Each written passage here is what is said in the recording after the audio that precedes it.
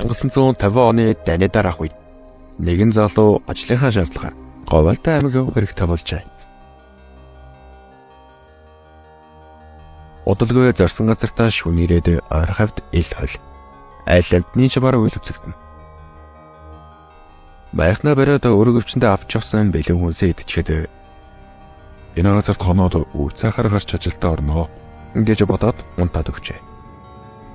Удалгүй майхнаас хэмнэгэн хүний ханиах дуудуулж залуучууд энэ оройд хэмээдэг хүлээ хэмээн байх гэж хардлаа. Нутгийн хүн зогсож байхаж. Тэр хоёр минь тусаа мэдэлцэн залуу өөрийгөө ажиллаар явж байгаа тайлбарлана. 200 респект хүрэнчгээд зогсож байталаа. Нутгийн залуу түнд анхаарал боломжтой байхыг санууллаа. Нутгийн нуугал залуу царай нуух зүмөрслөгдөж тэрээр дараахыг ярьж эхэллээ. Энд ганцаар хонож болохгүй. Энэ ерөнхий хаяртай газар. Гүнэмтэн бараадад буусан чинь амьд чинь л үлцээтэй. Залууж гайхаж яагаад хэмээн асуудалаа. Чи энэ хавьд сэмжлэн гэртээ алмас шүхэн олж харсан уу? Гэхдээ харин энэ хавьд тийм гэр байтугай хүнжүүлж харсангүй. Таны тэр яриад байгаа хүн чинь гэдэг хин юм? Шоронгоронгоос орсон гэрэн суралцж байгаа алуурч юм уу? Гэхдээ нутгийн залуу эхлэхэд хилам чивлж өгөхгүй юм. Гэхдээ хэлээ. Манай энэ хавьд хүний мах гэдэг төрөл арилцсан аим шиг төрхтэй шүтэр байдаг. Залуу чи 90 сар бол эдэрхтэн чин бүрэн бүтэн дээр харьсан чинь л дээр баг та. Гэхдээ өнөө шөнийн газарт хоноглоод ирэхгүй. Хадаас сэр хүн байна. Манай танаад яв. Ядчил дуулаах юм. Ингээд мэн залуу түүнийг худлаа ярьж байгаа хэмээн дотроо бодоод. Өнтөнд ийсгэрэ татгалзаа хариу өгчэнд. Энэ үед нутгийн залуу "За яах. Би чам дурдчиж хэл хүргэж анхааруулсан шүү." Хэмээн мөрөндөө мордол явлаа.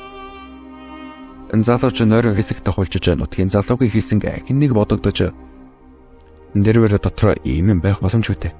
Арай хотлоо байл үдэ хэмээн бодон хөвтөн.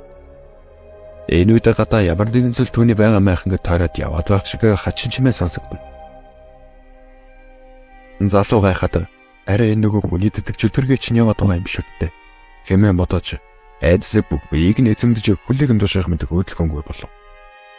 Залуу арай гэж тайвшраад хөлөө хөдлөхтөөгөө болж зориглон.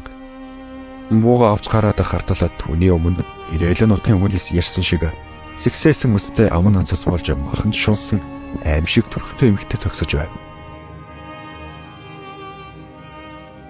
Залууч түүнийг хараад үхэлээ айн цочож гарч чичээж цэжрэн буудсан чинь өнөөх хачин хүн өөхөх хөвтгийхэл унаагүй байж. Залууч бууга алтан газар унгаад байхнаач хаяад шууд толо машин руугаа гүйж ороод салганан говьж дайвах хөлөө арай хийж тогтооно машинаас саагаад хар хурдаараа давхтал өнөөх хэмэгтэй ардна муухай арилал үлдсэн юм гээд. Тэр залуу сүлт нь энэ талаар хэлэхдээ энэ үед идэхэмгүй болоод нэгэн хүний төвхий илэг идсэн бүсгүй. Хүний маханд шунаж төрөл арилжин чөлгөшүүлэн болсон юм байна лээ.